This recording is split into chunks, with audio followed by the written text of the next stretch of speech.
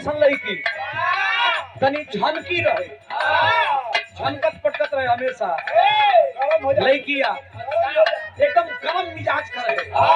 लड़की कलश के का कोइले बड़ो कुछ नहीं खकइले, निकाल के इतना बोरा भर का सामान उझी दलस के हई देखा हई टिकुली हई ओठलाली हई सेंट हई पाउडर कलश हटा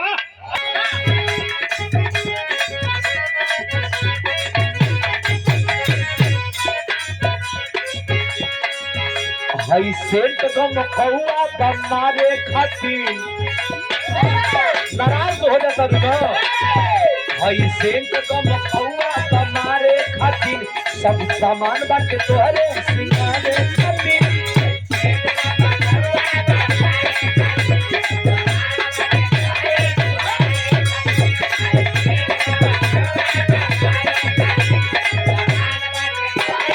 लड़का पता है ना मार लो हई सेंट गम कौआ बनारे खातिर सब सामान बाटे तोहरे सिंगारे खातिर।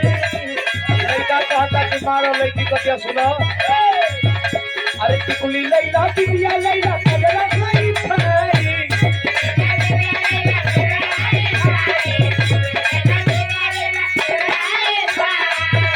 अरे हमें तो फूल लिए यही बड़ो अरे टिकुली लैला झुमका लैला कजरा नहीं भाई।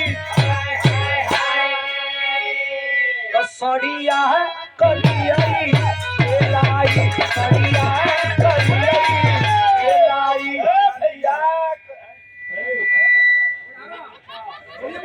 ऐसे ना हो। आदरणीय हमारे अभिभावक जी शालिक यादव जी आपके द्वारा 100 रुपया पुरस्कार धन्यवाद बा प्रणाम बा। मेन सिंह यादव जी बहराइच हार्वेस्टर वाले क्या कहना है आपके द्वारा पुरस्कार दिल से धन्यवाद बा। ए उजागिर भैया काहे रोकत रहो ऐसे ना हो ऐसे हो वीडियो कॉल में आवा वीडियो कॉल आदमी लोग देखेल बा। वीडियो कॉल का मतलब हम ना समझते तने हिला के आवो जैसे चैनलवा पर गंगा टीवीया पे हिलौले रहला ना भैया हिला नहीं आप लोग का मन बा सब कर मन हो हिलवावे को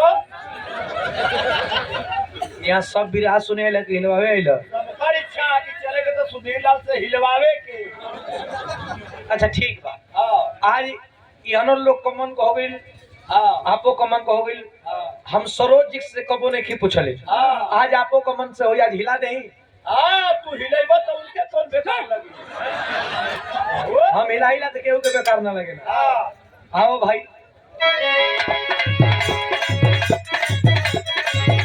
अरे टिकुली लैला कजरा लैला झुमका हई भाई।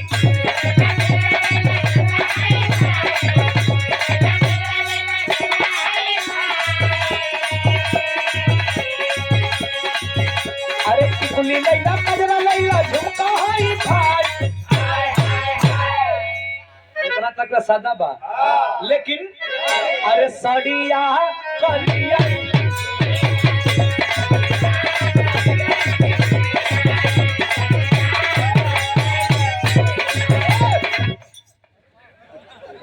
कैसे हुचकावत हो मत। आदरणीय पिंटू भैया हमारे बड़े भैया पिंटू सिंह प्रीतम जी आपके द्वारा पुरस्कार बा दिल से धन्यवाद बा 100 रुपया पुरस्कार। इतन की सा झलक कहाँ के हो अगर यहाँ देवरिया में गोरखपुर में मऊ में घड़ी बड़ा ट्रेंड चलल बा फरवाही नाच का धोती कुर्ता पहना के और कमरिया में घुघुर बांध के गोड़ों में घुघुर बांध के खाली बाजेला जो गोरा फुटा रहला पूजा कुल बड़ा ट्रेंड चलेला उठ के बैठ के त्रास से। अरे किट्टी कुली लैला कजरा लैला झुमका हई भाई।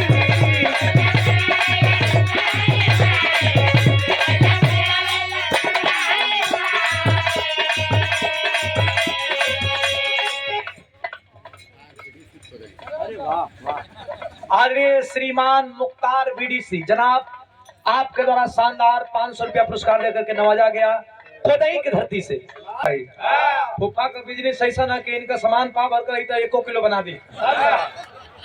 धन्यवाद बा प्रणाम बा बहुत बहुत प्यार बा आशीर्वाद दिले बनी शानदार 100 रुपया कोट कोट प्रणाम। अच्छा ये एगो ऐसा चीज बा, सोना के तू 100 ग्राम रही तो 200 ग्राम ना कर सकेला, वो घट जाई और बनैब तो, लेकिन दूध बाकी पाव भर के 2 किलो कर सकेला। उजरे रही। आपका प्रणाम बा, धन्यवाद बा।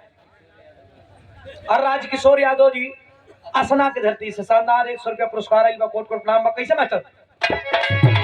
अरे टिकुली लैला कजरा लैला झुमका हाई भाई,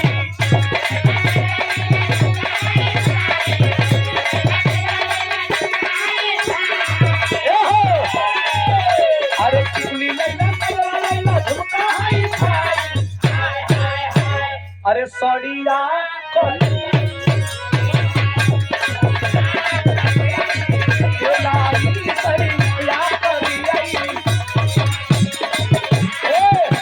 लड़किया कहतिया, अरे सड़िया में लागो भी सवरिया ये राजा जी,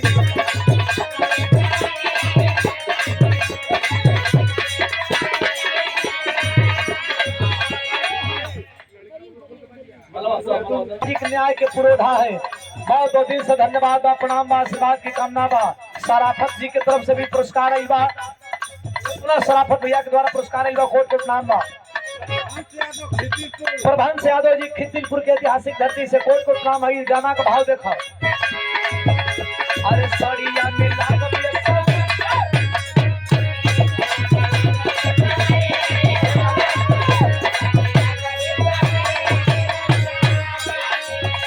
अरे लागी नहीं केहू के नजरिया ये राजा जी,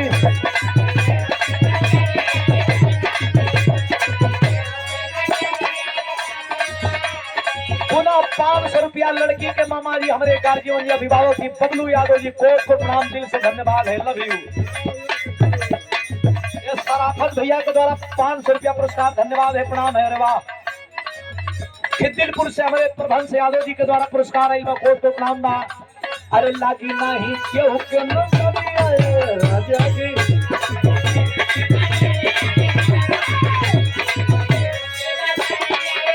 हम तोहरा खातिर बदले सरो जी, अरे तोहरा में सूट करे सूट हो किया रखा, आई तोरे तोरे हथवा में चूड़ी हो किया रखा,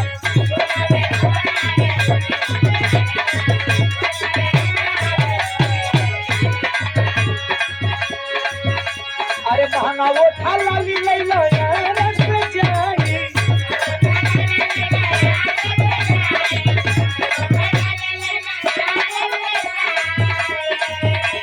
अरे महंगा वो थाला ली लैला रस जाई, तो सड़िया करियरी ये आई, सड़िया करियरी। शानदार 200 रुपया पुरस्कार हमारे बड़े भैया सोनू यादव जी आपके द्वारा। और एक फरमाइश बाकी जो गईले बड़ा 17 बलमुआ 23 साल के, ओके तनकी साथ सुना दा। अब तो सरोज सरगम जी गाई दिले बनी, लेकिन कोनो बात ना, जब गा दिले बनी फरमाइश आके बात हम तनकी से खाली रिपीट करत बनी। केहू केहू खातिर कोनो गाना लकी होला, हमरा खातिर लकी बा कि आए वाला समय में आदरणीय खेसारी लाल जी के साथ में भी कुछ देखे के मिली हमारा और भैया का, बड़ भैया का रूप में। अब का मिली देखे के, ई बात का खुलासा नहीं करब, समय आई तो सब बता दे। लेकिन ई गाना पहचान देले बा, खेसारी भैया बोला के गिफ्ट भी देले बड़ा। कवन गिफ्ट रही आए वाला साल में लौट जाई। हम बानी सतार कलमुआ 23 साल के,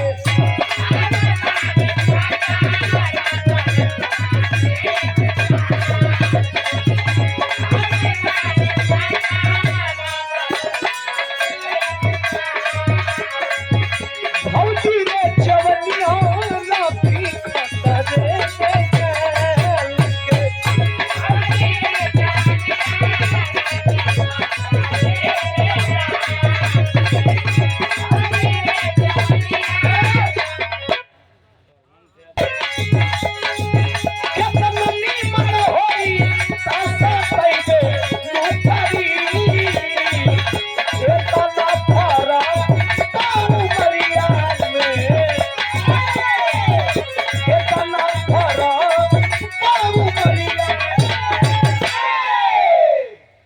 कमरिया तक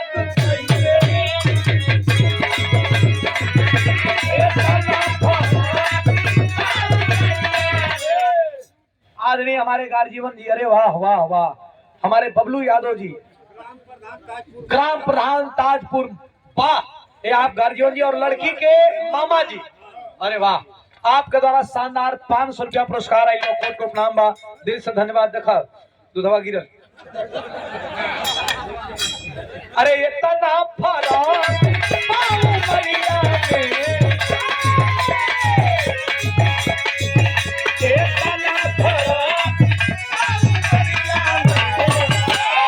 अरे कमरिया का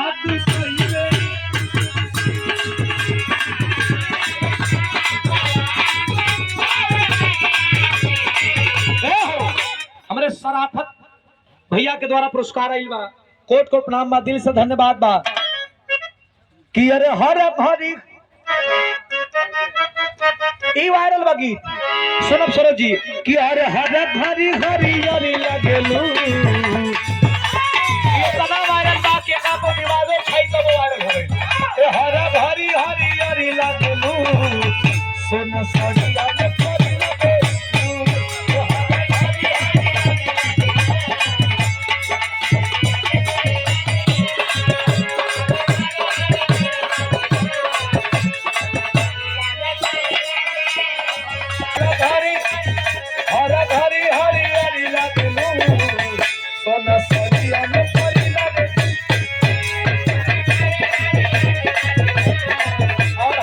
भैया, वाह वाह, क्या कहना, बहुत सम्मान है। सराफत भैया के द्वारा पुरस्कार कोट को प्रणाम अस्सलाम वालेकुम करते हैं, खैर में एकदम है।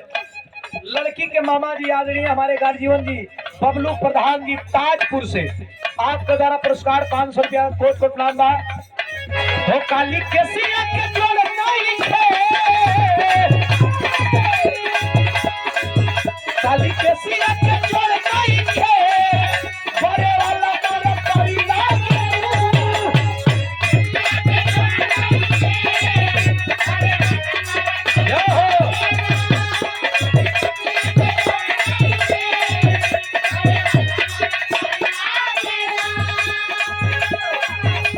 और लड़की के मामा जी आदरणीय प्रभंस यादव जी खिदिलपुर से प्रधान जी, वाह वाह वाह, क्या बात है। ओ काली के सिया के जोड़ नहीं है, बड़े वाला मारे तेरी लागे। हो खट्टा मीठा रे सवारी लगेलू, हाय घाम